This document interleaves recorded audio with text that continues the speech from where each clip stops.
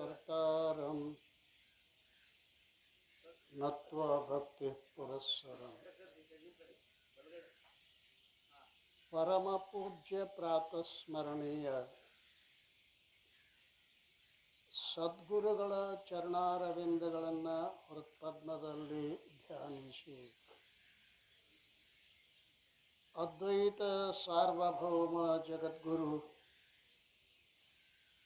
ಸಿದ್ಧಾರೂಢರ ತತ್ಸ್ವರೂಪರೆಯಾದ ಮೌನ ಮಹಾಯೋಗಿ ಜಗದ್ಗುರು ಗುರುನಾಥಾರೂಢರ ಪಾವನ ಪಾದಾರವಿಂದಗಳಲ್ಲಿ ಹಣೆ ಮನೆದು ಶ್ರೀಮನ್ ನಿಜಗುಣರ ಸಾಹಿತ್ಯಕ್ಕೆ ಟೀಕಾ ತಾತ್ಪರ್ಯಗಳನ್ನು ರಚಿಸಿ ಮುಮುಕ್ಷುಗಳಿಗೆ ಮಹದುಪಕಾರ ಮಾಡಿರುವಂತಹ ಆರೂಢ ಜ್ಯೋತಿ ಸದ್ಗುರು ಶಿವಪುತ್ರೇಶ ಮಹಾಸ್ವಾಮೀಜಿಯವರ ಪವಿತ್ರ ಪಾದಾರವಿಂದಗಳಲ್ಲಿ ಹಣೆ ಮನೆದು ಉಪಸ್ಥಿತ ಪೂಜ್ಯರಿಗೂ ತಮ್ಮೆಲ್ಲರಿಗೂ ಅನಂತ ಶರಣಾರ್ಥಿಗಳು. ಆತ್ಮೀಯರೇ, ಜಗದ್ಗುರು ಸಿದ್ಧಾರೂಢರ ಕೃಪಾಛತ್ರದಲ್ಲಿ ನಡೆದುಕೊಂಡು ಬಂದಿರುವಂತಹ 17ನೇ ವರ್ಷದ ಭಗವಚ್ಚಿಂತನ ಸಾಧನಾ ಶಿಬಿರದ ಪ್ರಸ್ತುತ ಚಿಂತನದ ವಿಷಯ ಆರೂಢ ಜ್ಯೋತಿ ಸದ್ಗುರು ಶಿವಪುತ್ರೇಶ ವಿಜಯ.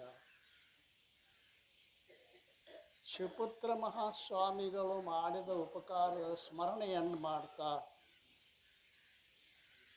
ನಾವು ನೀವೆಲ್ಲ ಅವರ ಪವಿತ್ರವಾದ ಚರಿತ್ರೆಯನ್ನು ಕೇಳ್ತಾ ಬಂದಿದ್ದೇವೆ.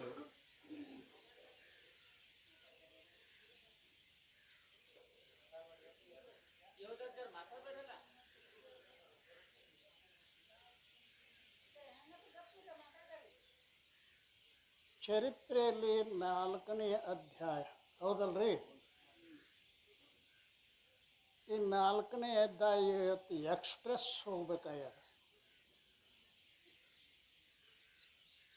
ಎಕ್ಸ್ಪ್ರೆಸ್ ಗಾಡಿ ಅಂತಿರ್ತಾವ ಗೊತ್ತದ. ಆ ಸಣ್ಣ ಸಣ್ಣ ಸ್ಟೇಷನ್ಗೆ ನಿಂದ್ರಂಗಿಲ್ಲ. ದೊಡ್ಡ ದೊಡ್ಡ ಸ್ಟೇಷನ್ ಕಟ್ಟ ನಿಂದಿರ್ತಾವೆ. ಯಾಕೆ ಅಂತ ಕೇಳಿದ್ರೆ ಈಗ ಅಧ್ಯಾಯದಾಗ 40 ಪದ್ಯಗಳದಾವೆ.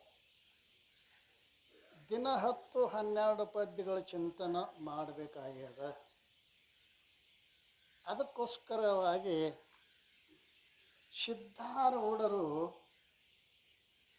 ಅಪ್ಪ ಈ ಶರೀರ ಹುಟ್ಟಿದ ಕೂಡಲೇ ನಾನು ಹುಟ್ಟುತ್ತೇನೆ, ಈ ಶರೀರ ಸತ್ರ ನಾನು ಸಾಯ್ತಾ ಇದ್ದೇನೆ,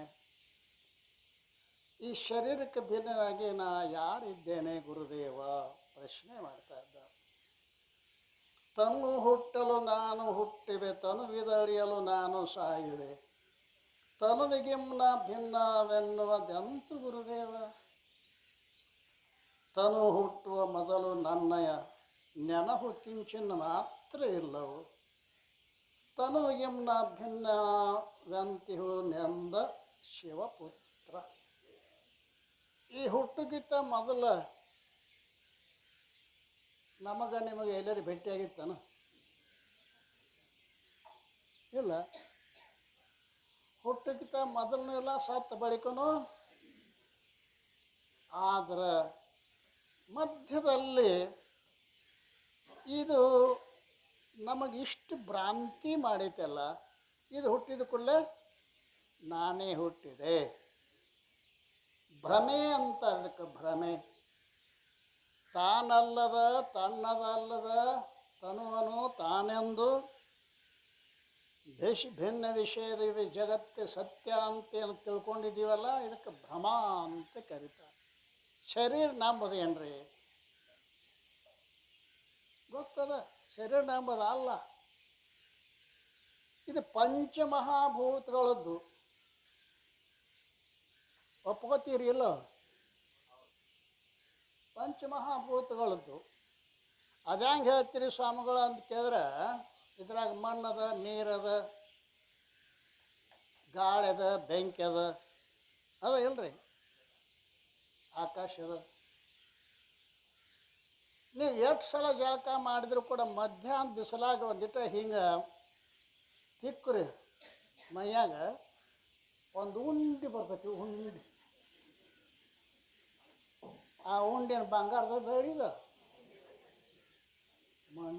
ಮಣ್ಣಿಂದು ದೇಹ, ಮಣ್ಣಿಂದು. ಇದ್ರಾಗ ಮಣ್ಣದ, ನೀರದ, ಹೌದಲ್ರಿ?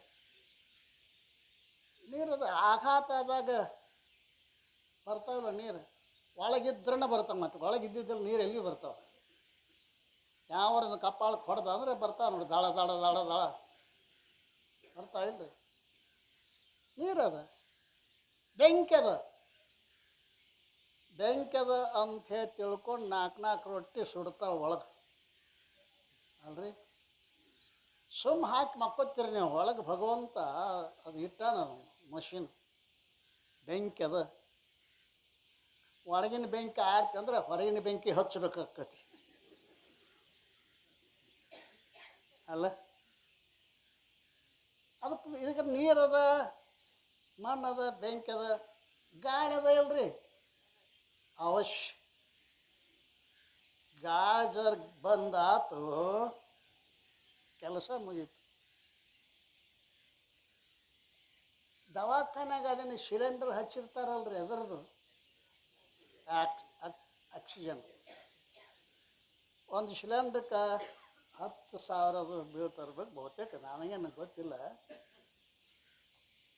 ಒಂದು ದಿವಸಕ್ಕೆ ಹಗಲು ರಾತ್ರಿ ಆತಂದ್ರೆ ಒಂದು 50,000 ರೂಪಾಯಿ ಆಕ್ಕವು.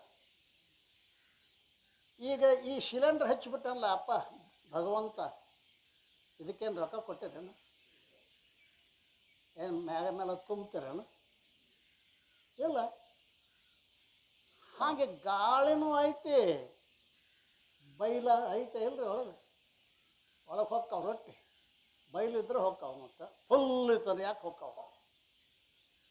ಆದ್ದರಿಂದ ಇದು ಏನದ ಅಂತ ಕೇಳಿದ್ರೆ ಪಂಚಭೂತದ್ದು ಅದ ತಮ್ಮ. ಅದಕ್ಕೆ ಇದು ಹುಟ್ಟಿದ್ರೆ ನಾನೇ ಹುಟ್ಟಿದೆ, ಇದು ಸತ್ರ ನಾನೇ ಸತ್ತೆ, ಸಹಜ. ಇದು ಅಧ್ಯಾಸ ಅನ್ನುವಂಥದ್ದು ನೈಸರ್ಗಿಕ ಅಂತ ಬರೀತಾರೆ ಶಂಕರಾಚಾರ್ಯ. ಪ್ರಯತ್ನ ಮಾಡಿ ಭ್ರಮ ಆಗಿದ್ದ ಅಲ್ಲಿದು, ತಂತಾನೆ ಹುಟ್ಟಿದ ಕೂಡಲೇ ಭ್ರಮ. ನೈಸರ್ಗಿಕೋ ಅಧ್ಯಾಸ, ಅಧ್ಯಾಸೋ ನಾಮ ಅತಸ್ಮಿನ್ ತದ್ಬುದ್ಧಿ, ಅದಲ್ಲದರಲ್ಲಿ ಅದೆಂಬ ಬುದ್ಧಿ. ಅದಕ್ಕೆ ಭ್ರಾಂತಿ. ಮಿಥ್ಯಾವಸ್ತು, ಮಿಥ್ಯಾವಸ್ತುನ ಜ್ಞಾನ ಎರಡು ಕೂಡಿಸಿ ಅಧ್ಯಾಸ, ಭ್ರಮ ಅಂತ ಕರೀತಾರೆ. ಸತ್ತು ಹುಟ್ಟಿದೆನೆಂಬ ಭ್ರಮೆಯದು ಎತ್ತಿನಿಂಬಂದಿತ್ತು ಮಗನೇ, ಕೇಳ್ತಾರೆ ಸಿದ್ದಾಡಪ್ಪ. ಅಲೋ, ಸತ್ತು ಹುಟ್ಟಿನೆಂಬ ಭ್ರಮೆ ಎತ್ತನೆಂಬಂದಿತ್ತು ಮಗನೇ. ಮೃತ್ತಿಕೆಯ ಘಟ ಸಾಯಲು ಬಯಲಿಗೆ ಉಂಟು. ನೋಡ್ರಿ ಹೆಂಗತ್ತೆ. ಈ ಈ ಈ ಕೊಡ ಹೇಳ್ತೈತಿ ನಮಗೆ, ಬುದ್ಧಿ ಹೇಳ್ತೈತಿ. ಯಾವ ಕೇಳ ಸ್ವಾಮಿಗಳು ಒದ್ರಕೊಂಡು ಹೇಳಿದ್ರು ತಿಳಿವಲ್ದು, ಕೊಡ ಹೇಳಿದ್ ಹೆಂಗೆ ತಿಳಿತೈತಿ ನಿಮಗೆ? ಕೊಡ ಹುಟ್ಟಿದಾಗ ಒಳಗೆ ಆಕಾಶ ತುಂಬ್ತಾನ ಕುಂಬಾರ. ಕೊಡ ಹೊಡೆದ್ಕೊಳ್ಳೆ ಆಕಾಶನು ನಾಶ ಆಕತ್ತೇನ? ಇರ್ತೈತೆ. ದೇಕ ಘಟವೇ ಪುಷಿ, ಇದು ಘಟ ಅಂದಾರ. ದಿಟದಂತೆ ತೋರಿ ಮೋಹಿಪುದನೇನೆಂಬೆ. ಅಯ್ಯೋ ಅಯ್ಯೋ, ಸತ್ಯ ಅಂತ ಅನಿಸ್ಬಿಟ್ಟಿಯಲ್ಲೋ ಮಾರಾಯ. ಅಲ್ರಿ, ಹುಟ್ಟುಕ್ಕಿಂತ ಮೊದಲಿಲ್ಲ, ಸತ್ತ ಬಳಿಕ ಇಲ್ಲ. ಪರಂತು ಮಧ್ಯದಲ್ಲಿ ನೀ ಹ್ಯಾಂಗೆ ಈ ಶರೀರ ಆಗ್ತಾ ಇದ್ದೀಯ? ಆಗುವುದಿಲ್ಲ, ಶರೀರ ಆಗುವುದಿಲ್ಲ. ಮೃತ್ತಿಕೆ ಘಟ ಹುಟ್ಟಿ ಸಾಯಲು ಬಯಲಿಗೇನುಂಟು? ಕತ್ತೆ ಕಾಲನು ಕಟ್ಟಿದಗಸನು ಮತ್ತೆ ಬಿಚ್ಚಿದ ನಟನೆಯಂದದಿ ನಿತ್ಯ ನೀನಹೇ ಮಗನೇ ಆ ಭವಮಾಲೆ ನಿನಗುಂಟೆ. ಅಗಸ ದಿವಸ ಕತ್ತಿ ತಗೊಂಡು ಹಾಳಕ್ಕೆ ಹೋಗ್ತಿದ್ದ ಬಂದ ಕೂಡಲೇ ಕಾಲಕ್ಕೆ ಕಟ್ಟಿ ಗೂಟು ಕಟ್ತಿದ್ದ. ಒಂದು ಕಾಲಕ್ಕೆ ಕಟ್ತಿದ್ದ, ಗೂಟಕ್ಕೆ ಕಟ್ತಿದ್ದ. ಒಂದು ದಿವಸ ಹಗ್ಗ ಯಾವ ಹುಡುಗರು ತೊಗೊಂಡು ಹೋಗ್ಬಿಟ್ಟು, ಹಗ್ಗನ ಇದ್ದಿದ್ದಿಲ್ಲ. ಇನ್ನು ಕಟ್ಟಬೇಕಂತ ಹುಡುಕ್ಯಾಡಿದ, ಹಗ್ಗ ಇಲ್ಲ. ಏನು ಮಾಡಿದ ಗೊತ್ತೇನ್ರಿ? ಕತ್ತಿಯ ಆ ಗೂಟ ತಕ್ಕ ಕರ್ಕೊಂಡು ಹೋಗಿ ಹಿಂಗೆ ಕಟ್ಟಿದಂಗೆ ಮಾಡಿದ. ಅದನ್ನು ಕಾಲಿಗೆ ಸುತ್ತ ಹಾಕಿದ, ಗೂಟಕ್ಕೆ ಕಟ್ಟ ಸುತ್ತ ಹಾಕಿದ, ಕಟ್ಟ್ಯಾರ ತಿಳ್ಕೊತಾರು. ಮುಂಜಾನೆ ಹೊಡಿತಾನ ಜಿಗಾಕತ್ತೈತಿ, ಹೋಗವಲ್ದ. ಆವಾಗ ಅವು ಕೊಟ್ಟಿಲ್ಲ ಬಿಟ್ಟಿಲ್ಲ, ಯಾಕೆ ಆವಾಗ ಗೊತ್ತಾಗ್ತ ಕಟ್ಟಿದಂಗೆ ಮಾಡೀನಿ, ಇನ್ನು ಬಿಚ್ಚಿದಂಗೆ ಮಾಡ್ತೀನಿ ಅಂತೇಳಿ ಹಿಂಗೆ ಮಾಡಿದ. ಹೊತ್ತು ಅದು ಯಾವ ಕತ್ತಿ ಅಂದ್ಕಿದ್ದೀನಿ ಮಾರಾಯ ಸುಮ್ಮನೆ ನಮ್ಮ ಸುತ್ತ ಯಾಕೆ ನಾ ಇನ್ನೊಂದು 2 ದಿವಸ ಇರಾಮದನು, ಹೌದಲ್ರಿ? ಆ ಕತ್ತಿ ಸುದ್ದಿ ಯಾಕೆ ಈಗ ಬಂದಂಗಾಗ್ಯದ. ಇಲ್ಲ, ನೀ ಹ್ಯಾಂಗದೀಪ ನಿತ್ಯ ನೀನು ಹೇ ಮಗನೇ, ನೀನು ನಿತ್ಯ ಅದಿ.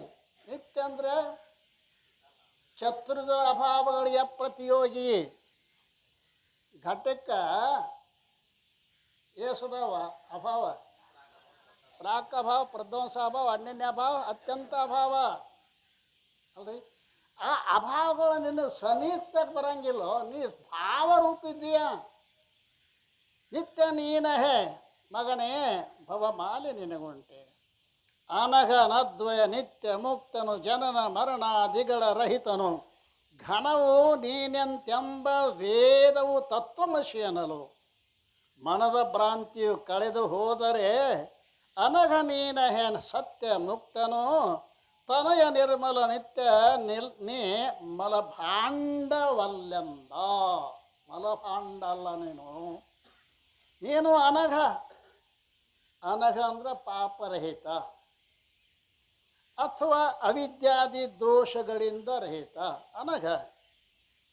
ನೀನು ಏಕ, ಅನೇಕಿಲ್ಲ. ಎಲ್ಲ ಶರೀರದೊಳಗಿರುವ ಒಬ್ಬನೇ ಅದಾನೆ. ಶರೀರಕ್ಕೊಬ್ಬ ಆತ್ಮ ಬೇರೆ ಬೇರೆ ಅದಾನಂತ ತಿಳ್ಕೊಂಡೀರಿ. ಆತ್ಮ ಪರಿಪೂರ್ಣ ಅದಾನ. 100 ಘಟ್ಟಗಳಲ್ಲಿ ಆಕಾಶ ಒಂದ ಅತ್ಯೋನ. ಆಕಾಶನು 100 ಅದಾವು. ಆಕಾಶನು 100 ಅದಾವೇನು? ಇಲ್ಲ. 100 ಘಟ ಇದ್ದರೂ ಆಕಾಶ ಒಂದು ಹೆಂಗತಿ. ಕೋಟಿ ಕೋಟಿ ಶರೀರಗಳಿದ್ದರೂ ಕೂಡ ಆತ್ಮ ಒಬ್ಬನೇ ಇದ್ದಾನೆ. ಒಬ್ಬನೇ ಇದ್ದಾನೆ ಅಲ್ರಿ.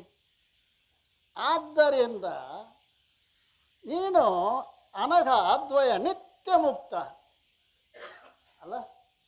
ನಿತ್ಯ ಮುಕ್ತನೇ ಅದಾನ. ಮುಕ್ತನಿಗೆ ಮುಕ್ತಿಯನ್ನು ಹೇಳ್ತ. ಮುಕ್ತಶ್ಚ ಮುಕ್ತಿರಿತ್ಯ ಭಿದೀಯತೆ. ಮುಕ್ತನಿಗೆ ಮುಕ್ತಿ ಅಲ್ರಿ. ಆದ್ದರಿಂದ ಜನನ ಮರಣಾದಿಗಳ ರಹಿತನು.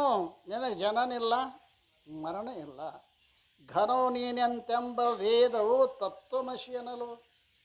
ಛಾಂದೋಗ್ಯೋಪನಿಷತ್ತಿನ 6ನೇ ಅಧ್ಯಾಯದಲ್ಲಿ ಅಲ್ಲಿ ಯಾರು? ಉದ್ದಾಲಕ ಮುನಿ ತನ್ನ ಮಗನಾದ ಶ್ವೇತಕೇತುವಿಗೆ ತತ್ವಮಸಿ ಮಹಾವಾಕ್ಯವನ್ನು ಹೇಳ್ಯಾನ. ತ್ವಂಪದದ ಲಕ್ಷಾರ್ಥವಾದ ಕೂಟಸ್ಥ ಚೈತನ್ಯವೇ ತತ್ಪದದ ಲಕ್ಷಾರ್ಥವಾದ ಬ್ರಹ್ಮ ಚೈತನ್ಯವಿರುತ್ತದೆ. ಇದರ ಅಭಿಪ್ರಾಯ ಚಿತ್ತ. ಆದ್ದರಿಂದ ಏಕನು, ನೀನು ಯಾವಾಗಲೂ ಮುಕ್ತನು. ಜನನ ಮರಣಾದಿಗಳು ನಿನಗಿಲ್ಲ. ಯಾವ ಅಳತೆಗೂ ಬಾರದ ಪರಿಪೂರ್ಣನೆಂಬುದನ್ನು ಪ್ರಸಿದ್ಧವಾಗಿರುತ್ತದೆ. ತ್ವಂಪದದ ಲಕ್ಷಾರ್ಥವಾದ ನಿರ್ವಿಕಾರ ಕೂಟಸ್ಥ ಪ್ರತ್ಯಗಾತ್ಮನಾದ ನೀನೇ ತತ್ಪದ ಲಕ್ಷಾರ್ಥವಾದ ಪರಬ್ರಹ್ಮ ಅಲ್ಲ ನೀನಾಗಿದ್ದೇವೆ.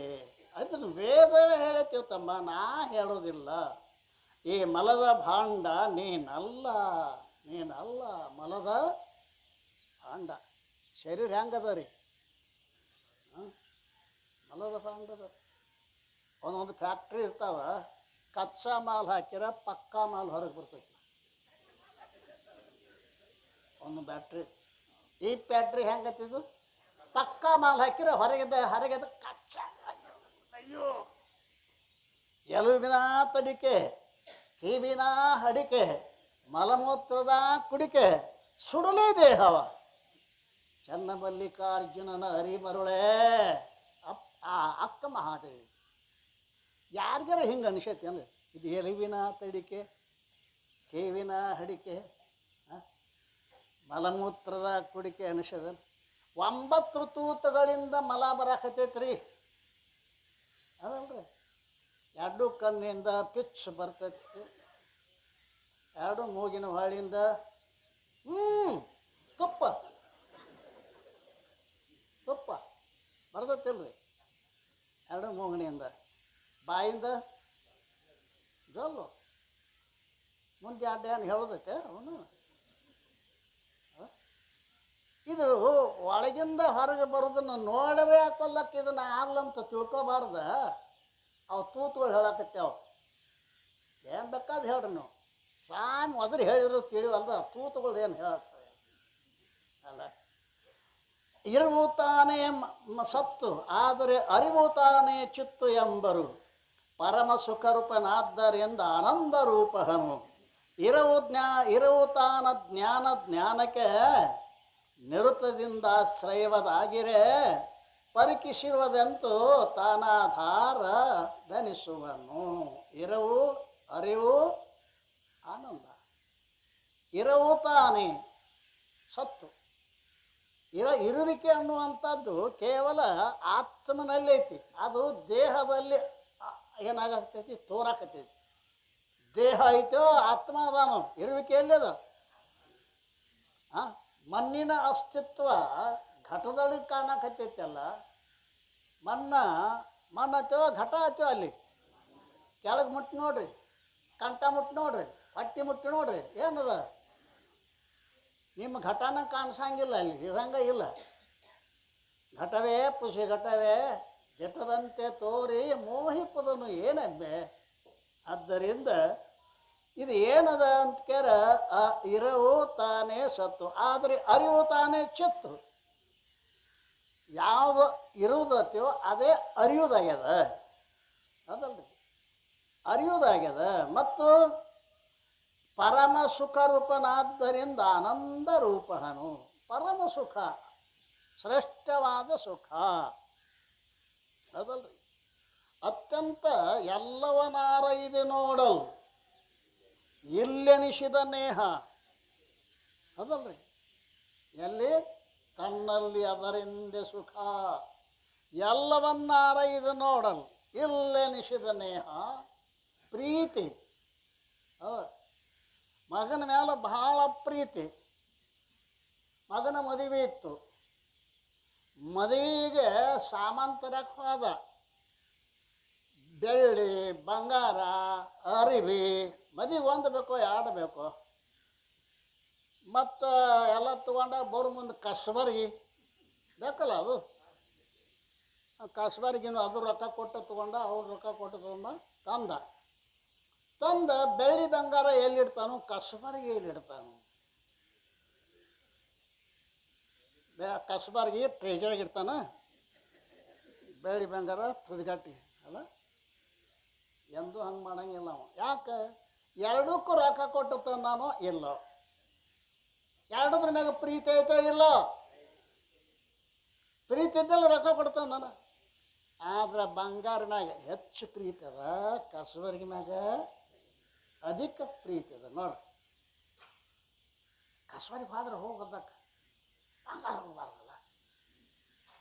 ಹೆಚ್ಚು ಪ್ರೀತಿ ಅದ್ರ ಮ್ಯಾಗ ಬತ್ತೀಗ.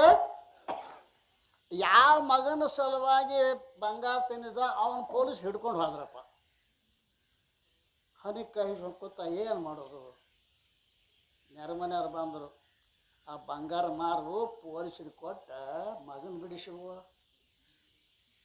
ಈ ಬಂಗಾರ ಮ್ಯಾಗಿನ ಪ್ರೀತಿ ಮಗನ ಮೇಲೆ ಬತ್ತು.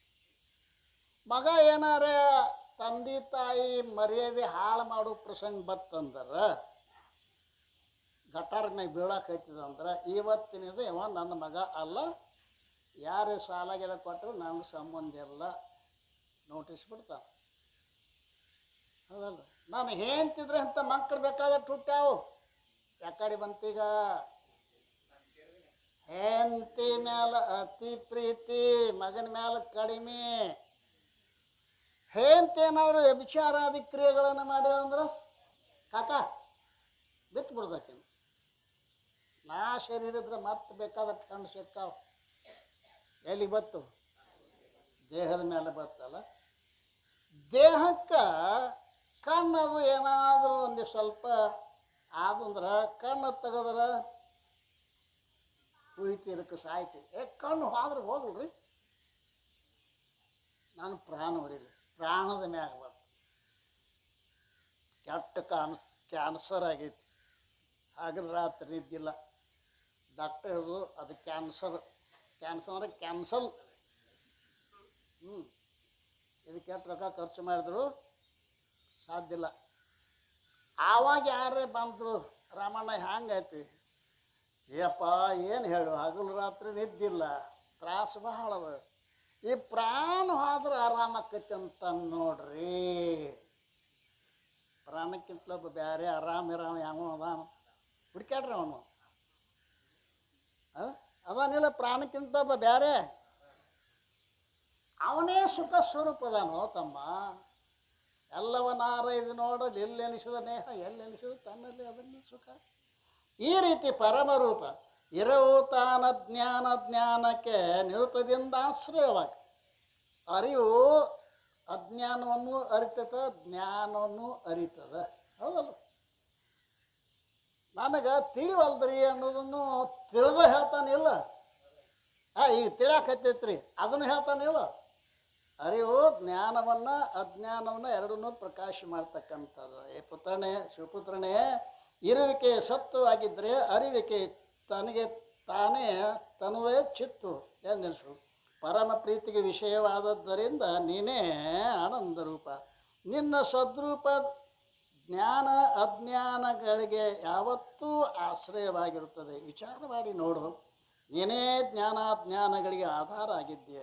ಸದ್ಗುರು ಸಿದ್ಧ ಯತಿಯವರನ್ನು ಹೇಳಿದನು. ಅದಕ್ಕೆ ಶಿವಪುತ್ರ ಸ್ವಾಮಿಗಳು ಪುನಃ ಪ್ರಶ್ನೆ ಮಾಡ್ತಾ ಇದ್ದಾರೆ ನೋಡು. ಗುರುವೆನ್ನುಪದೇಶದಿಂದ ನಿರುವೆನೆಂಬುದು ಸತ್ಯವಲ್ಲದೆ ಅರಿವು ನಾನೆಂಬುದು ಅರಿಯುವುದೆಂತು ಗುರುದೇವ? ಇರ್ತೀನಿ ಅನ್ನೋದು ಗೊತ್ತಾತು, ಅರಿವು ನೀನೇ ಅಂತೀಯಲ್ಲ, ಅರಿವು ನಾನೆಂಬುದನ್ನು ಅರಿಯುವುದೆಂತು ಗುರುದೇವ? ಇರವು ಎಲ್ಲಿಹುದಲ್ಲಿ ತಾನೇ ಅರಿವು ತಾನಿರಬೇಕದಲ್ಲದೆ ಅರಿವು ಇಲ್ಲದ ಇರವು ತಾ ಬರದೆಂದ ಶಿವಪುತ್ರ. ಎಲ್ಲಿ ಇರು ಆಯಿತು ಅಲ್ಲಿ ಅರಿವು ಇರಲೇಬೇಕು. ನನಗೆ ಇರು ಮತ್ತು ಗೊತ್ತಾಗ್ಯದು, ಅರಿವು ಗೊತ್ತಾಗಿಲ್ಲ. ಈ ಇರು ಇದ್ದಲ್ಲಿ ಅರಿವು ಇರಬೇಕಾದರೆ ಈಗ ನಾನು ಇದ್ದೇನೆ ಎಂಬ ಇರುವಿಕೆಯ ಅನುಭವ ಮಾತ್ರ ನನಗಾಗಿರುತ್ತದೆ. ಅರಿವು ಇಲ್ಲದೆ ಇರುವ ಬರೀ ವ್ಯರ್ಥವಲ್ಲವೇ?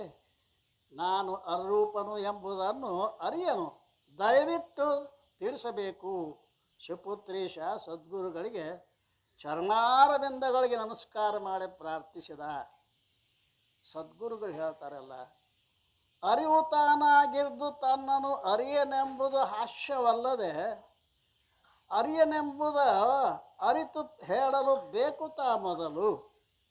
ಅರಿಯನೆಂಬುದ ಅರಿದೊಡಾಗಲೇ ಅರಿವು ತಾನೆಂದೆನ್ನುವುದೇ ನಿಜವಾದ ಅರಿವು ತಾನೇ ಚಿತ್ತು ಕೇಳಂತೆಂದ ಗುರುರಾಯ. ಶಿವಪುತ್ರನೇ, ತಾನು ಅರುಸ್ವರೂಪನೇ ಆಗಿದ್ದು ಅರಿಯನು ಎಂಬುದು ಹಾಸ್ಯಾಸ್ಪದ. ಇದನ್ನೇ ಅನುಭಾಮೃತಕಾರರು ಅರಿವು ತಾನಾಗಿರ್ದು ತನ್ನನ್ನು ಅರಿಯನೆಂಬುದು ತನ್ನ ಬಾಯೊಳಗಿರುವ ನಾಲಿಗೆ ಇಲ್ಲವೆಂಬನ ತೆರದೆ ಹಾಸ್ಯವಲ್ಲ. ನೋಡ್ರಷ್ಟು ಮಜಾ ಹೇಳ್ತಾರೆ ಅನುಭಾಮೃತ. ನನ್ನ ಬಾಯಾಗ ನಾಲಿಗಿಲ್ಲ ಅಂತ ಹೇಳಂತವ, ಅದ್ರಲ್ಲ ಹೇಳ. ಹಂಗೆ ಅರಿವೇ ತಾನಾಗಿರ್ದು ನನ್ನನ್ನು ನಾನು ಅರಿಯೆ ಅಂತಂತೆಯಲ್ಲ, ನನ್ನನ್ನು ನಾನು ಅರಿಯೆ ಎಂಬುದನ್ನು ಯಾವುದರಿಂದ ಅರಿದಿ? ಆ ಅರಿವೇ ನೀನಿದ್ದೀಯಪ್ಪ. ಆದ್ದರಿಂದ ಚಿತ್ತು ಕೇಳದು ತಾನು ಮೂರ ವಸ್ತುಗಳನ್ನು ಎದುರಿಟ್ಟು ಅರಿಯುವುದು, ಮತ್ತೆ ಜಾಗೃತದೊಳಗೆ ಸಂಕರವಾಗಿ ಗುರುತಿಸಲು ವ್ಯರ್ಥ ಬಳಲುವುದೇಕೆ? ಮತ್ತು ವಸ್ತುವನೇ ನೀ ಕನಸಿನೊಳಗ ಚಿತ್ತಿನ ಬೆಳಕಿಂದ ಗುರುತಿಸು ತಿಳಿಯಬೇಕೆಂದ. ಕನಸು ಚಿತ್ತು ಮೂರು ಅವಸ್ಥೆಗಳಲ್ಲಿ ಐತಿ. ಚಿತ್ತು ಅಂದ್ರೆ ಅರಿವು, ಜಾಗ್ರ, ಸ್ವಪ್ನ. ಈ ಕರೆಂಟನ್ನ ಬೆಳಕ ಕೊಡ್ತೈತೋ, ಏನು ಬಲ್ಬ್ ಬೆಳಕ ಕೊಡ್ತೈತೋ? ಹೇಳ್ರಿ ಒಂದಿಷ್ಟು. ಏನು ಕರೆಂಟ್ ಬೆಳಕ ಕೊಡ್ತೈತೋ, ಏನು ಬಲ್ಬ್ ಬೆಳಕ ಕೊಡ್ತೈತೋ? ಕರೆಂಟಿಗೆ ಸಂಬಂಧವಾದ ಬಲ್ಬ್, ಹೌದಲ್ಲ? ಇವು ಕಣ್ಣ ಕಿವಿ ಬಲ್ಬ್ ಇದ್ದಂಗೆ, ಒಳಗೆ ಕರೆಂಟ್ ಅದ. ಆತ್ಮ ಅದಲ್ರಿ, ಆತ್ಮ ಕರೆಂಟ್ ಅದ. ಇವು ಬಲ್ಬ್ ಹೊಕ್ಕಾವ, ಗೊತ್ತಿಲ್ಲ? ಬಲ್ಬ್ ಹೊಕ್ಕಾವ. ಆದ್ದರಿಂದ ವಿಚಾರ ಮಾಡ್ತಮ್ಮ, ಜಾಗ್ರವನ್ನ ಚಂದ್ರೋದಯ, ಜಾಗ್ರವನ್ನ ಇಂದ್ರಿಯ ಮತ್ತು ಅಂತಃಕರಣಗಳ ಮೂಲಕವಾಗಿ ಅರಿತಾ ಇದ್ದಾನೆ. ಚಂದ್ರೋದಯ ಜಾಗೃತ ಪ್ರಪಂಚವನ್ನು ಆತ್ಮ ಪ್ರಕಾಶ ಮಾಡಬೇಕಾದ್ರೆ ಉಪಾಧಿ ಬೇಕು ಅವನಿಗೆ. ಏನೇನೋ ನೇತ್ರಾದಿ ಇಂದ್ರಿಯಗಳು ಬೇಕು, ಅಂತಃಕರಣ ಬೇಕು. ಇನ್ನು ಸ್ವಪ್ನಕ್ಕೆ ಹೋದಂತ ಇಂದ್ರಿಯಗಳಿಲ್ಲ, ಕೇವಲ ಅಂತಃಕರಣದಿಂದ ಸ್ವಪ್ನ ಪ್ರಪಂಚವನ್ನು ಬೆಳಗುತ್ತಾ ಇದ್ದಾನೆ. ಅದಲ್ಲ. ಜಾಗರಣದ ಜಡ ಪೂಗವಿದನು ವಿಶ್ವನಾಗಿ ನೇತ್ರಾಧಿಕ ಯೋಗದಿಂದ ಅರಿವೆ. ಅರಿವೇ ಬರೀ ಅರಿವೆ. ಎಲ್ಲಿ ಕೈ ಹಾಕಿ ಹಾಕನೇನು ಬಾ ಅಂತಾನೋ? ಯಾರ ನಿಜವಿನಪ್ಪ ಬಾ, ನಿನಗೇನು ಕೊರತೈತಿ ಹೇಳು. ಅದಲ್ಲ, ಅರಿವೇ ಬರೀ ಅರಿವೆ, ನೀನು ಮರೆಯದು ಒಮ್ಮೆಯೂ ಜಗದಿರೋದು ಅಂತಾರೆ. ಜಾಗರಣ ಜಡ ಪೂಗವಿದನು ವಿಶ್ವನಾಗಿ ನೇತ್ರಾಧಿಕ. ಅಲ್ಲೇ ನಿನಗ ಏನು ಬತ್ತ ಹೆಸರು? ವಿಶ್ವ. ಕನಸಿನ ಕಲ್ಪನೆಯನ್ನು ಮನಸ್ಸೆಂಬ ಸಾಧನದಿಂದ ತೈಜಸ ನೆನೆಸಿ ನೀನರಿವೆ. ಏನು ಅಲ್ಲೇ ನಿನ್ನ ಹೆಸರು ಯಾವ್ದು ಬತ್ತು? ತೈಜಸ. ಪರಸುಖವನ್ನು ನಿದ್ರೆ ವೆರಿಸಿ ಮಾಯಾವೃತ್ತಿ ಕರ್ಣದಿ ಪ್ರಾಜ್ಞೆ ನೆನೆಸಿ ದಳೆದ ಅರಿವೆ. ನಿನಗಲ್ಲೇನು ಬಂತು? ಪ್ರಾಜ್ಞಾ. ಜಾಗೃತ ಪ್ರಪಂಚವನ್ನು ನೇತ್ರಾದಿ ಇಂದ್ರಿಯಗಳು ಹಾಗೂ ಅಂತಃಕರಣ ಎರಡೂ ಬೇಕು. ಸ್ವಪ್ನ ಪ್ರಪಂಚದೊಳಗೆ ಮನಸ್ಸೊಂದೇ, ಮನಸ್ಸೇ ಅಲ್ಲ ಆಗ್ಯದ. ಅದೇ ಜನಕ ರಾಜ ಕೂತಿದ್ದಂತೆ ಎಲ್ಲೇ ಸಿಂಹಾಸನ ಮ್ಯಾಲ ನೃತ್ಯ ಸಂಗೀತ ಎಲ್ಲ ನಡೆದಿತ್ತು, ಭಾಳ ವೈಭವಶಾಲಿ. ನಡೆದಾಗ ಏನಾಯ್ತು, ಊಟ ಮಾಡಿ ಕೂತಿದ್ದ, ಸ್ವಲ್ಪ ಕಣ್ಣಿಗೆ ನಿದ್ದೆ ಬಂತು. ಏನು ಮಾಡಿದ? ಆ ಸಿಂಹಾಸನ ಮೇಲೆ ಕೂತು ಕಣ್ಣು ಮುಚ್ಚಿದ. ಕನಸು ಬತ್ರಿ. ಕನಸು ಏನು ಬಿತ್ತು? ಎರಡನೇ ದೇಶದ ರಾಜ್ಯ ಈ ಜನಕನನ್ನು ಯುದ್ಧ ಮಾಡಿ ಸೋಲಿಸಿದ. ಜನಕ್ಕೆ ಓಡಾಕತ್ತಿದ. ಇನ್ನು ಜೈಲಿನಾಗ ಕರ್ಬ ಅಂದವನು ಓಡಿದ ಓಡಿದ ಓಡಿದ, ತನ್ನ ರಾಜ್ಯದ ಸೀಮೆಯನ್ನು ದಾಟಿ ಓಡಿದ. ಎಲ್ಲಿ ಅಂದ್ರಿ? ಮತ್ತು ಅದು ಹಾಸ್ಯಗ ಬಿದ್ದೈತೇನ ಅಲ್ರಿ. ಓಡಿದ ಓಡಿದ, ಮುಂದೆ ಅಲ್ಲಿ ಹಸು ಆತ್ರಿ. ಅಲ್ಲಿ ಹಸು ಹಾಕತ್ತಿಲ್ರಿ, ನೀವು ಉಂಡ ಮಕ್ಕೊಂಡಿರ್ತೀರಿ ಖರೆ. ಏನು ಅಲ್ಲಿ ಹಸು ಆತು. ಮತ್ತು ರಾಜನ ಯಾರು ಕೇಳ್ಬೇಕಲ್ಲಿ? ಭಿಕ್ಷಾ ಭಿಕ್ಷಾಂದೇಹಿ ಭಿಕ್ಷಾಂದೇಹಿ ಅನ್ನಕತ್ತಿದ.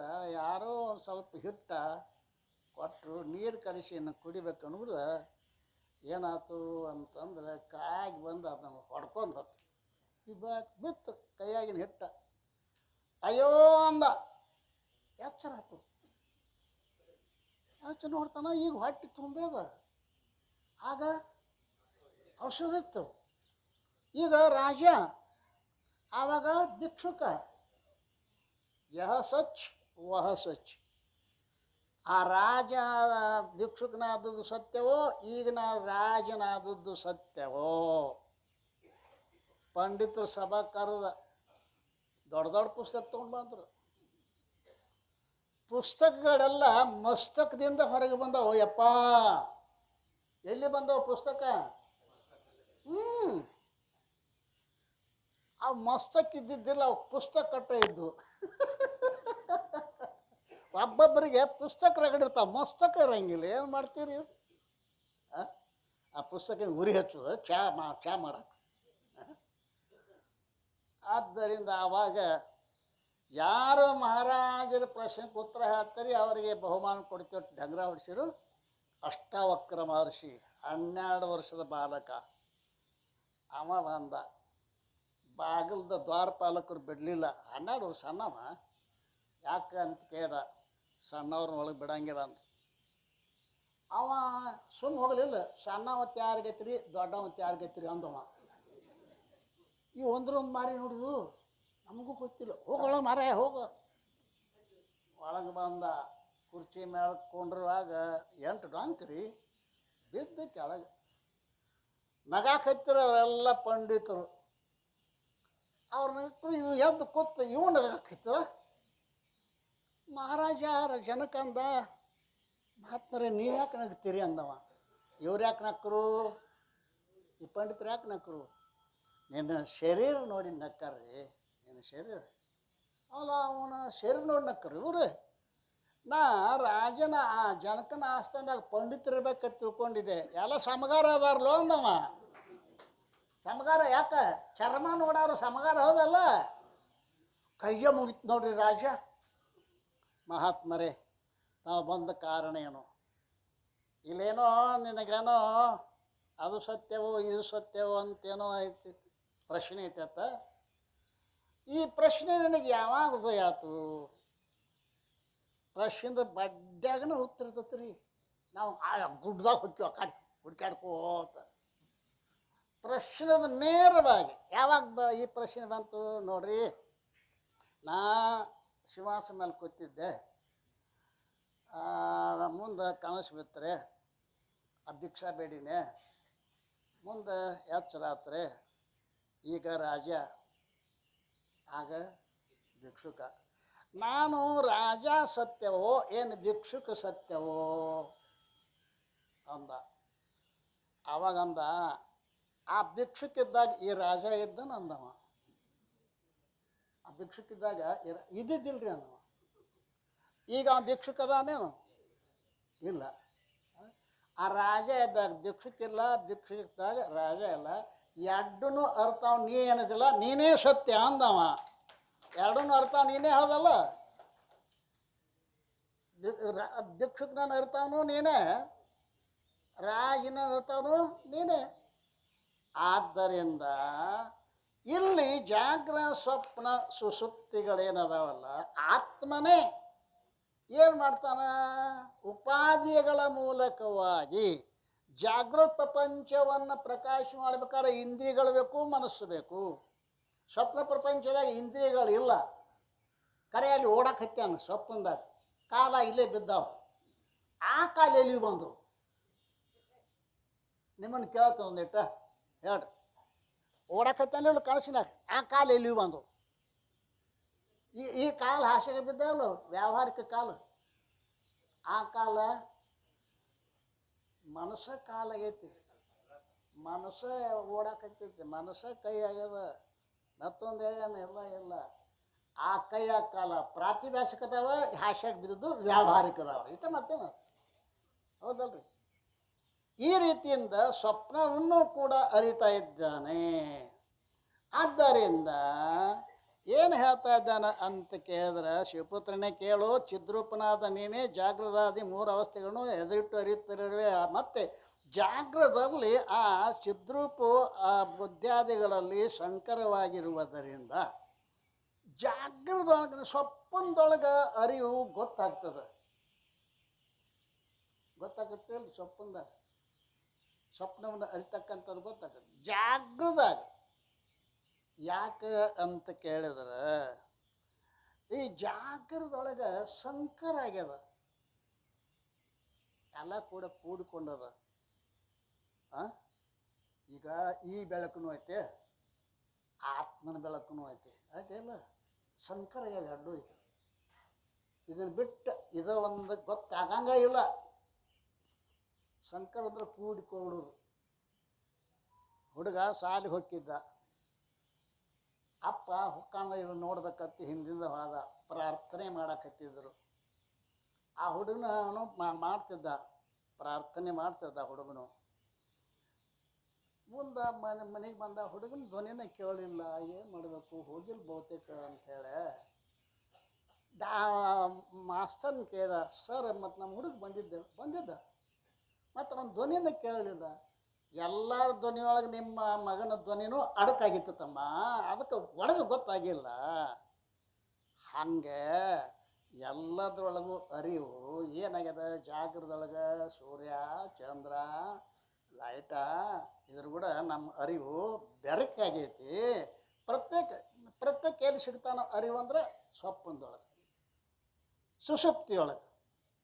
ಅದಲ್ರಿ, ಈ ರೀತಿಯಿಂದ ಗುರುವಿನಾನಿಂತೀಗ ಎಣ್ಣೆಯ ಅರಿವಿನ ರೂಪವನ್ನು ಕನಸಿನ ಕುರುಹವಿಟ್ಟದ ಚಿತ್ತವೆಂಬುದು ತಿಳಿದಿಯೇನು. ಪರಮ ಸುಖರೂಪೆಂಬುದೆಂತದ ಅರಿವಾಗಿಯ ನಯ್ಯ ಗುರುವೇ, ಅರರೆ ಸುಖರೂಪೆನಗೆ ವಿಷಯದ ಬಯಕೆ ಯಾಕೆ ಅಂದ. ಅಲ್ಲ, ನಾನು ಸುಖ ಸ್ವರೂಪ ಅಂತೀಯ, ನನಗೆ ವಿಷಯದ ಇಚ್ಛಾ ಯಾಕೆ ಆಕತಿ? 4ನೇ ತರಂಗೆ ಗೊತ್ತಾಕತ್ತಿಲ್ಲ. ನಾಲ್ಕನೇ ತನಕ ಓದಿದವ್ರಿಗೆ ಎಲ್ಲನೂ ಗೊತ್ತಾಕತಿ. ಒಟ್ಟು ಅದು ಅಷ್ಟು ಕೆಲಸನ ಐತಿ ಅದರೊಳಗೆ. ಅಲ್ಲ, ನಾ ಸುಖರೂಪ ಅಂತಿ ಎಲ್ಲ ನೀನು. ಸುಖರೂಪ ಅನ್ನೋದು ನಾನೇ ಸುಖ ಸ್ವರೂಪ ಆಗಿದ್ರೆ ನನಗೆ ವಿಷಯದ ಬಯಕೆ ಯಾಕೆ ಆಗ್ತದೆ? ಸದ್ಗುರುನಾಥನೇ, ನೀವು ಹೇಳಿದ ಪ್ರಕಾರ ನನ್ನ ಸ್ವರೂಪವನ್ನು ಕನಸಿನ ದೃಷ್ಟಾಂತದಿಂದ ನಾನು ಚಿದ್ರೂಪನೆಂಬುದನ್ನು ಅರಿತಿದ್ದೇನೆ. ಆದರೆ ನೀವು ಹೇಳಿದ್ರಿ ನೀನೇ ಪರಮ ಸುಖರೂಪನು ಎಂದು. ಸದ್ಗುರುವೇ, ನಾನು ಸುಖರೂಪನೆಂಬುದು ಹೇಗೆ ಸಾಧ್ಯ? ನಾನೇ ಸುಖ ಸ್ವರೂಪನಾಗಿದ್ದರೆ ಗುರುದೇವ, ನನಗೆ ಶಬ್ದ ಸ್ಪರ್ಶ ರೂಪ ರಸ ಗಂಧಗಳ ಬಯಕೆ ಯಾಕೆ ಆಗುತ್ತದೆ? ನಾನು ಸುಖರೂಪನಲ್ಲ, ವಿಷಯಗಳೇ ಸುಖರೂಪದವ್ರಿ ಅಂತ ಶಿವಪುತ್ರೇಶ ಪ್ರಶ್ನೆ ಮಾಡ್ತಾ ಇದ್ದಾನೆ. ತನ್ನೊಳಿಹ ಸುಖ ತಾನೇ ವಿಷಯ ರಣ್ಯದೊಳತ ಹುಡುಕಿ ಬಳಲಿದ ಇನ್ನು ಮಾನವನಿಗಂತೂ ತಾ ಸಿಕ್ಕುವುದು ಬಾಹ್ಯದಲ್ಲಿ.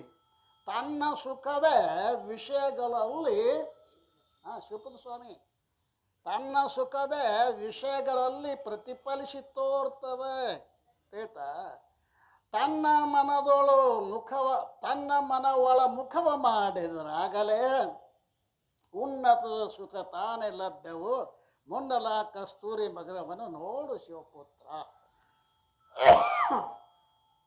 ಕಸ್ತೂರಿ ಮೃಗ ಅಂತ ಒಂದು ಬರ್ತದೆ. ಕಸ್ತೂರಿ ವಾಸನೆ ಬರ್ತೈತಲ್ಲ ಅರಣ್ಯದ ಮಧ್ಯದಲ್ಲಿ. ಅದು ಎಲ್ಲೈತಿ ಅಂಥೇಳಿ ಅರಣ್ಯದ ತುಂಬ ತಿರುಗಾಡ್ತೈತಿ. ಯಾವುದದು ಕಸ್ತೂರಿ ಮೃಗ ಎಲ್ಲಿತಿ? ತನ್ನ ಹೊಕ್ಕಳದಾಗನೇ ಅದ. ತನ್ನ ಹೊಕ್ಕಳದಾಗ ಇದ್ದರೂ ಕೂಡ ಅದಕ್ಕೆ ಹೊರಗೆ ಹುಡುಕಾಡಕತ್ತೈತಿ. ಅದು ಯಾವ ಮೃಗ ಅದು? ಸುಮ್ಮನೆ ನಾ ಯಾಕೆ ಅಂದು ಕೆಟ್ಟಾಗಲಿ ಮಾರಾಯ. ಹೆಣ್ಣಿನಾಗ ಹೊಣ್ಣಿನಾಗ ಮಣ್ಣಿನಾಗ ಅಧಿಕಾರದಾಗ ಐಶ್ವರ್ಯದಾಗ ಅಯ್ಯ ಹುಡುಕಾಡಕತ್ತೈತಿ ಇದು. ಕಡೆಗೆ ಬ್ಯಾಸತ್ತು ಮಲ್ಕೋತ್ರಿ. ಅದು ತಿರುಗಿ ಬ್ಯಾಸತ್ತ ಮಲ್ಕೊಂಡಾಗ ಏನಾಯ್ತು, ತನ್ನ ಮೂಗ ಒಕ್ಕಳಕ್ಕೆ ಸಂಬಂಧ ಆಯ್ತು. ಆವಾಗ ಗೊತ್ತಾಗ್ತದಕ್ಕೆ, ಅಯ್ಯೋ ಇಲ್ಲಿ ಐತೆ ನನ್ನಂತೇಕನ ಐತಿಲ್ಲ ಅಂಥೇಳಿ. ಹಾಗೆ ಶಿವಪುತ್ರನೇ ಸುಖರೂಪನಾಗಿದ್ದು ತನ್ನಲ್ಲಿ ಇರುವಂಥ ಸುಖವನ್ನು ಹೊರಗೆ ವಿಷಯಾರಣ್ಯದಲ್ಲಿ ಹುಡುಕಿದರೆ ಅದು ಹೇಗೆ ಸಿಕ್ಕೀತು? ತನ್ನ ಮನಬುದ್ಧಿಗಳನ್ನು ಅಂತರ್ಮುಖ ಮಾಡಿದ್ದಾದರೆ ತನ್ನಲ್ಲೇ ಶ್ರೇಷ್ಠವಾದ ನಿತ್ಯ ಸುಖ ಸಿಕ್ಕುವುದು. ಶಿವಪುತ್ರನೇ, ಈ ವಿಷಯದಲ್ಲಿ ಕಸ್ತೂರಿ ಮಗದ ಉದಾಹರಣೆಯನ್ನು ನೀನು ತಿಳಿದುಕೋ ಎಂದು ಸದ್ಗುರುಗಳು ಹೇಳುತ್ತಾರೆ. ಅದಕ್ಕೆ ಇನ್ನೊಂದು ದೃಷ್ಟಾಂತ ಕೊಡ್ತಾರೆ ಸದ್ಗುರುನಾಥ್. ಬೆಲ್ಲದೊಳಗನ ರುಚಿಯು ತಾನೇ ಎಲ್ಲ ಪಕ್ವಾನ್ನದೊಳು ಬೆರತಿರೆ ಅಲಿತ ಪಕ್ವಾನ್ನವೇ ರುಚಿ ಎಂಬ ತೆರಣಂತೆ.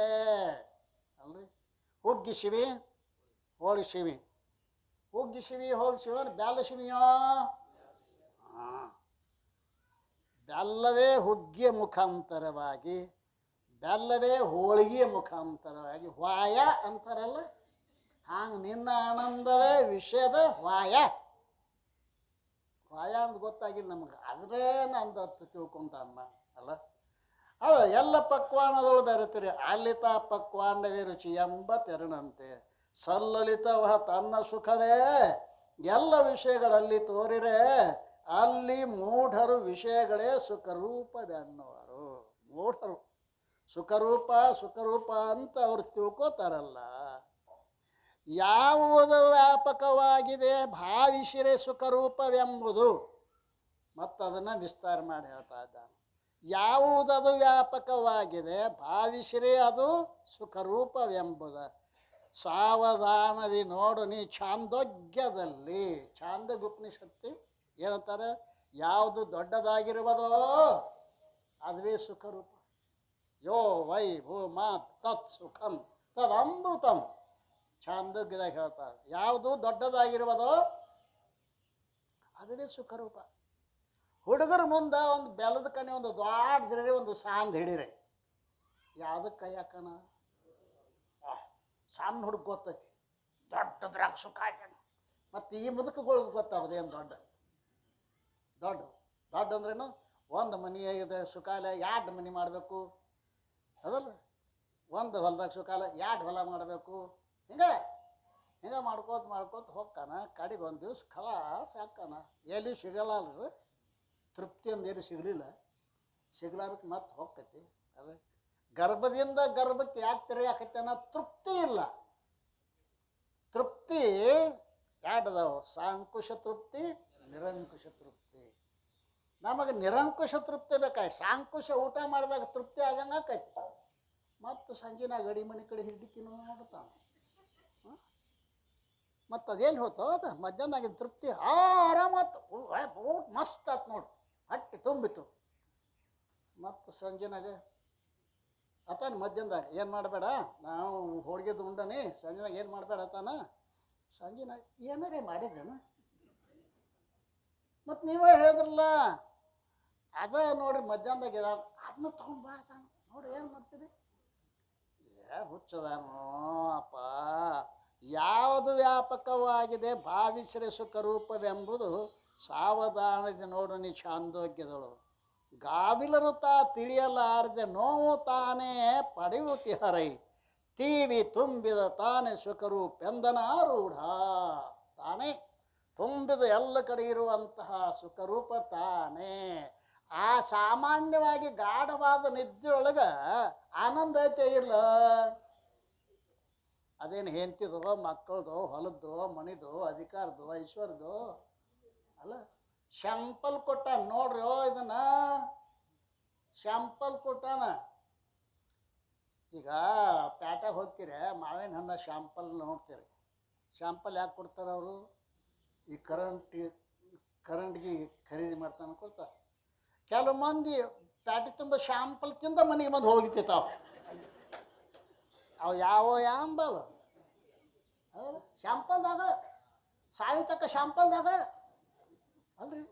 ಅದು ಅದು ಅದು ಆ ಶಾಂಪಲ್ ಎಲ್ಲಿದ ಬಂದತಿ ಅದು ಗೊತ್ತಾಗವಲ್ದು. ಆದ್ದರಿಂದ ಏನಂತಾನ ಅಂತ್ಕ್ಯಾರ, ಯಾವುದದು ವ್ಯಾಪಕವಾಗಿದೆ ಭಾವಿಸ್ರೇ ಸುಖರೂಪವೆಂಬುದು ಸಾವಧಾನದಿ ನೋಡು ನೀ ಛಾಂದೋಗ್ಯದೊಳಗದನ. ಗಾಮವಿಲರು ತಾವು ತಿಳಿಯಲಾರದೆ ನೋವು ತಾನೇ ಪಡೆಯುತ್ತಿ ಹರೈ, ತೀವಿ ತುಂಬಿದ ತಾನೇ ಸುಖರೂಪೆಂದ ನಾವೇ. ವ್ಯೋಮೈ ಭೂಮಾ ಸತ್ ಸುಖಂ ತದಮೃತಂ ಅಂದರೆ ಯಾವುದು ದೊಡ್ಡದಾಗಿರುವುದೋ ಅದೇ ಸುಖ ಸ್ವರೂಪವಾಗಿರುತ್ತದೆ ಎಂದು ಛಾಂದೋಗ್ಯ ಉಪನಿಷತ್ತಲ್ಲಿ ಸಾವಧಾನದಿಂದ ಅದನ್ನು ನೋಡಿ ತಿಳಿದುಕೋ. ಒಂದು ಸಣ್ಣದು ಒಂದು ದೊಡ್ಡದು, ಎರಡು ಬೆಲ್ಲದ ಉಂಡೆಯನ್ನು ಹಿಡಿದ್ರೆ ಹುಡುಗ ದೊಡ್ಡದನ್ನ ಬೇಡ್ತಾನೆ. ಆದ್ದರಿಂದ ಮೊದಲು ನಾವು ಸಣ್ಣವರಿದ್ದಾಗ ಹುಡುಗರಿದ್ದಾಗ ಒಂದು ಚಾಕ್ಲೇಟ್ ಕೊಟ್ಟರೆ ಖುಷಿಯಿಂದ ಓಡಿ ಹೋಗ್ತಿದ್ದೆವು.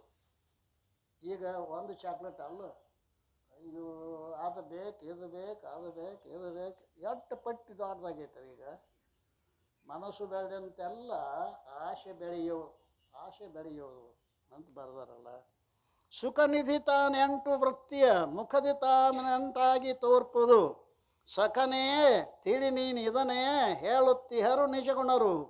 ಸಖಿಯ ಕೂಡಲು ಮತಿಯು ಸಾತ್ವಿಕ ಸುಖದಿ ತೋರುವ ಸುಖವು ತಾನೇ ನಿಖರವಾಗಿ ತಿಳಿಯ ವಿಷಯಾನಂದ ತಾನೆಂದು. ಎಂಟು ಮಾಡ್ಯಾರ. ವಿಷಯಾನಂದ ಮೊದಲೇದ್ದು ವಿಷಯಾನಂದ, ಎರಡನೇದ್ದು ಬ್ರಹ್ಮಾನಂದ, ಮೂರನೇದ್ದು ವಾಸನಾನಂದ, ನಾಲ್ಕನೇದ್ದು ವಿದ್ಯಾನಂದ, ಯೋಗಾನಂದ, ನಾಲ್ಕನೇದು ಯೋಗಾನಂದ, ಐದನೇದ್ದು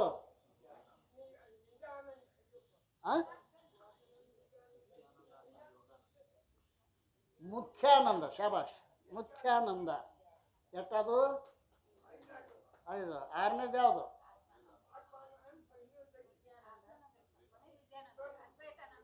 ಅದ್ವೈತಾನಂದ. ಎಂಟನೇದು ವಿದ್ಯಾನಂದ. ಶಹಬ್ಬಾಷ್. ಅದಾರ ಕಂಪ್ನಿ, ನಮ್ಮ ಕಂಪ್ನಿಲೂ ಆಯ್ತು ಮಾರಾಯ. ಎಲ್ಲರೂ ಬರೀ ದಾಟುಗಳನ್ನ ಕೂಡಿಸಿಲ್ಲ ನಾವು. ಒಳಗೆ ಪಂಡಿತರದಾರು ಹುಚ್ಚ. ಏನು ತಿಳ್ಕೊಂಡಿದ್ದೀವಿ, ಸಿದ್ಧಾರೂಢ ಸಭಾ ಅಂದ್ರೆ ಸಾಮಾನ್ಯ ಎಲ್ಲದು ಅಲ್ಲ. ಈ ಎಂಟಾಗಿ ತೋರಿದ್ದು ಯಾವುದು? ಅದನ್ನು ಶಿವಪುತ್ರನೇ ಸುಖದ ನಿಧಿಯು ತನ್ನಲ್ಲೇ ಇರುತ್ತಿದ್ದು ಅದು ಒಂದೇ ಆಗಿದ್ದರೂ ಕೂಡ ವೃತ್ತಿಗಳ ಭೇದದಿಂದ ಅದು 8 ಪ್ರಕಾರವಾಗಿ ತೋರುತ್ತದೆ. ಶ್ರೀಮಣಿಯರು ಅದನ್ನು ಹೇಳಿದ್ದಾರೆ. ಸತ್ಯನ್ನು ಕೂಡಿದಾಗ ತನ್ನ ಬುದ್ಧಿ ಸತ್ವವೃತ್ತಿಯಲ್ಲಿ ಹೊಳೆದು ತೋರುವ ಸುಖವೇ ವಿಷಯಾನಂದವೆಂದು ಹೇಳುತ್ತಾರೆ. ಗಾಢ ನಿದ್ರೆಯೊಳಗೆ ಜಡಮತಿ ಗೂಡಿವೆ ಪಡೆಯುವ ಸುಖವು ತಾನೇ ನೋಡು ತಿಳಿಯದದನೆ ಬ್ರಹ್ಮಾನಂದವೆಂದೆನುತ. ಗಾಢ ನಿದ್ರೆಯು ಅಳಿದು ಕಲ್ಪನೆ ಗೂಢದೇಹ ಸಮಯದಲ್ಲಿ ಸುಮ್ಮನೆ ಮೂಡಿ ತೋರುವ ಮೋದವೇ ವಾಸನಾನಂದವೆನಿಸುವುದು. ಎಸದುಪ. ಇನ್ನು ರಾಗದ್ವೇಷಗಳಿಲ್ಲ ಸಮಯದೋಳು ಆಗುಪೇಕ್ಷಾ ವೃತ್ತಿಯಲಿತ ಭೋಗಿಸುವ ಸುಖ ತಾನೇ ಮುಖ್ಯಾನಂದವೆನಿಸುವುದು. ಯೋಗಿಗಳು ಧ್ಯಾನಿಸುತ್ತಿರುವಾಗ ತೋರುವ ಸುಖವೇ ತಾನೇ ಈಗ ತಿಳಿಯದು ಯೋಗಾನಂದವೆನಿಸುವುದು. ಪ್ರಿಯವಿ ಸ್ತ್ರೀ ಪುತ್ರಗಳು ಪ್ರಿಯವತರ ಪ್ರಾಣ ಮೊದಲಹ ಪ್ರಿಯತನು ತಾನೆಂಬುದು ಆತ್ಮಾನಂದವೆನಿಸುವುದು. ಎಲ್ಲವನ್ನ ಆರೈದು ನೋಡಲಿಲ್ಲ ಎನಿಸಿದ ನೇಹ ಅದು ಆತ್ಮಾನಂದ. ಪ್ರಿಯ ಕೇಳಿ ಜಗವು ಕನಸಿನ ಆಯತಾನೇ ಏಕಮೇವ ದ್ವಿತೀಯ ನೆಲದ ದ್ವೈತವಾದಾನ ಆನಂದವನ್ನು ತಿಳಿಯದು. ಎಲ್ಲ ಕೂಡಿಸಿ ಏನಾಗ್ಯದ 8 ಪ್ರಕಾರ ಆಗಿ ಕೇಳು ನೀಶು ಪುತ್ರ ಭೇದವು ಗೋಳು ಹೊಯ್ಯದೆ ತಾನೇ ಎಲ್ಲೆಡೆ ಮೇಳೈಸಿ ಪರಿಪೂರ್ಣ ಕಾಮತೆ ದೊರೆದು ಸಮಯದಲ್ಲಿ ಹೇಳಲೇನದು ತಾನೇ ತನ್ನಯ ಲೀಲೆಯಲ್ಲಿ ತೋರಿರ್ಪ ಸುಖವದು ಹೇಳುತ್ತಿಹರದ ತಾನೇ ವಿದ್ಯಾನಂದವೆಂದೆನುತ. ಶಿವಪುತ್ರನೇ ಕೇಳು, ಅಹಂ ಬ್ರಹ್ಮಾಸ್ಮಿ ಎಂಬ ವೃತ್ತಿಯಿಂದ ಆವರಣವು ಭಂಗವಾಗಲು ಭೇದದಿಂದ ತೋರುವ ದುಃಖವೆಲ್ಲವೂ ನಾಶವಾಗಿ ಪರಿಪೂರ್ಣವಾದ ಆನಂದವು ಪ್ರಾಪ್ತವಾಗುವುದು. ಅದು ಯಾವುದೊಂದು ನಿಮಿತ್ತವಿಲ್ಲದೆ ತನ್ನ ಲೀಲೆಯಿಂದ ತಾನೇ ತೋರುತ್ತದೆ. ಅದನ್ನೇ ವಿದ್ಯಾನಂದವೆಂದು ಹೇಳುತ್ತಾರೆ. ಸಹಸ್ರ ಸಂಖ್ಯೆಯಲ್ಲಿ ಶತಸಂಖ್ಯೆಗಳು ಅಂತರ್ಭೂತವಾದಂತೆ ಸಾಗರದಲ್ಲಿ ನದಿಗಳೆಲ್ಲವೂ ಸೇರಿದಂತೆ ಅಖಂಡಾನಂದದಲ್ಲಿ ಖಂಡಾನಂದಗಳೆಲ್ಲವೂ ಅಂತರ್ಭೂತವಾಗಿರುವಂತೆ ವಿದ್ಯಾನಂದದಲ್ಲಿ ಎಲ್ಲ ಆನಂದಗಳು ಅಂತರ್ಭೂತವಾಗಿರುತ್ತವೆ. ಆದ್ದರಿಂದ ಎಲ್ಲ ಆನಂದಗಳಿಗಿಂತಲೂ ವಿದ್ಯಾನಂದವೇ ಪರತರ ಆನಂದವಾಗಿರುತ್ತದೆ ಎಂಬುದನ್ನು ಪೂಜ್ಯ ಸದ್ಗುರು ಸಿದ್ಧಾರೂಢರು ವಿದ್ಯಾನಂದದ ಘನತೆಯನ್ನು ಶಿವಪುತ್ರ ಸ್ವಾಮಿಗೆ ಹೇಳ್ತಾ ಇದ್ದಾರೆ. ಪದುಳದಿಂದ ಸುಖವುತ ಬಹು ವಿಧದೊಳಪ್ಪದ ತಾನೆ ತನ್ನಮಯ ಸದಮಳದ ಸುಖರೂಪ ಶಂಭುಲಿಂಗಮಯವಾಗಿ ಚದುರಕ್ಕೆ ತಾನೆಂಟು ವೃತ್ತಿಯ ಒದವಿ ತುಂಬಿದ ವಿದ್ಯೆಯ ಸುಖ ಮೋದದಿಂತ ನೊಂದಾಗಲೆಂದಿಹರು ನಿಜಗುಣರು. ಹೇ ಶಿವಪುತ್ರನೇ, ಸ್ವರೂಪಭೂತವಾದ ತನ್ನ ನಿಜ ಸುಖವೇ ಉಕ್ತ ರೀತಿಯಿಂದ ಅನೇಕ ಪ್ರಕಾರವಾಗಿ ವೃತ್ತಿಗಳ ಮೂಲಕವಾಗಿ ಹಲವಾರು ರೀತಿಯಿಂದ ತೋರುವಂಥದ್ದಾಗಿದೆ. ಯಾವ ಸುಖ ಉಂಟೋ ಅದೇ ಸತ್ಯರೂಪನೂ ಪರಿಪೂರ್ಣನೂ ಆದ ಶಂಭುಲಿಂಗನ ಸ್ವರೂಪವೇ ಆಗಿರುತ್ತದೆ. ಅಂತಹ ಸುಖವೇ ನೀನು ಅನೇಕವಾಗಿ ತೋರದೆ ಅಖಂಡವಾಗಿ ನನ್ನೊಡನೆ ಏಕವಾಗಿ ಇರು ಎಂಬುದಾಗಿ ಶ್ರೀಮನ್ನಿಜರು ಹೇಳುತ್ತಾರೆ. ಅಖಂಡವಾಗಿ ಒಂದೇ ಆಗಿ ಅದು ತೋರ್ಬೇಕಾಗಿತ್ತಂದ್ರೆ ವಿದ್ಯಾನಂದವನ್ನು, ಉಳಿದ ಆನಂದಗಳು ಏನು ಪ್ರತಿಬಿಂಬ ಆನಂದಗಳು, ವಿದ್ಯಾನಂದವೇ ಬಿಂಬಾನಂದ ಅಂತ ಕರೀತಾ ಇದ್ದಾರೆ ಪುಣ್ಯಾತ್ಮರೇ. ಈ ರೀತಿಯಿಂದ ಯಾವ ಸಾಧನೆಯಿಂದ ತಾ ಸುಖ ತೀವಿ ತಾನು ಅನುಭವಿಸಬಹುದೇ ದೇವ ಹೇಳನಗೆಂದು ತಾ ಶಿವಪುತ್ರ ಕೇಳುತ್ತೀರಿ. ಯಾವ ಮಾನವ ತಾನು ತನ್ನಳು ಜೀವ ಬ್ರಹ್ಮದ ಯೋಗದ ಅನುಭವ ತೀವಿ ಪಡೆವನು ತಾನೇ ಸುಖಿಯಂತೆಂದನ ರೂಢ. ವಿಷಯಾನಂದವೇ ಮೊದಲು ಮಾಡಿಕೊಂಡು ವಿದ್ಯಾನಂದಗಳವರೆಗಿನ ಅಷ್ಟಾನಂದಗಳ ವರ್ಣನೆಯನ್ನು ಕೇಳಿದ ಶಿವಪುತ್ರ ಸ್ವಾಮಿಗಳು ಪೂಜ್ಯ ಸದ್ಗುರು ಸಿದ್ಧಾರೂಢರನ್ನು ಕೇಳುತ್ತಾರೆ. ಹೇ ಸದ್ಗುರುವೇ, ಮನುಷ್ಯನು ಯಾವ ಸಾಧನೆಯಿಂದ ಯಾವ ಸುಖವನ್ನು ಚೆನ್ನಾಗಿ ಅನುಭವಿಸಬಹುದು, ಯಾವ ಸುಖವು ಶ್ರೇಷ್ಠವಾಗಿದೆ ಮತ್ತು ಆ ಶ್ರೇಷ್ಠವಾದ ಸುಖವು ಯಾವುದರ ಮೂಲಕ ಪ್ರಾಪ್ತವಾಗುವುದು ಎಂದು ಕೇಳಲಾಗಿ ಸದ್ಗುರು ಸಿದ್ಧಾರೂಢರು ಹೇಳುತ್ತಾರೆ, ಶಿವಪುತ್ರ, ಮಾನವನು ತನ್ನನ್ನು ತಾನೇ ವಿಚಾರಿಸುತ್ತ ಜೀವ ಬ್ರಹ್ಮರ ಅಭೇದ ರೂಪವಾದ ಯೋಗದ ಅನುಭವವನ್ನು ಪಡೆಯುವಾತನೇ ನಿಜವಾದ ಸುಖಿ ಅಲ್ಲ. ಆವಸ್ಸು ಪರಿಭಾವಿಸಿ ನೋಡಲು ಜೀವ ಬ್ರಹ್ಮರ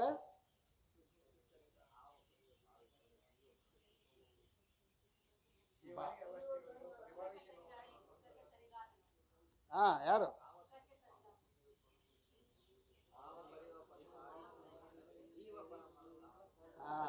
ಆವ ಪರಿಯ ಸುಖವ ಜೀವ ಪರಮರ ಯೋಗದ ಸುಖಕ್ಕೆ ಸರಿಯಲ್ಲ. ನಿನಗೆ ಪೂರ್ಣವಾದ ಸುಖ ಸಿಕ್ಕಬೇಕಾಗಿತ್ತು ಅಂತಂದ್ರೆ ಏನು ಮಾಡು, ನೀನು ಜೀವ ಬ್ರಹ್ಮರ ಏಕತ್ವವನ್ನು ಅರಿತುಕೋ.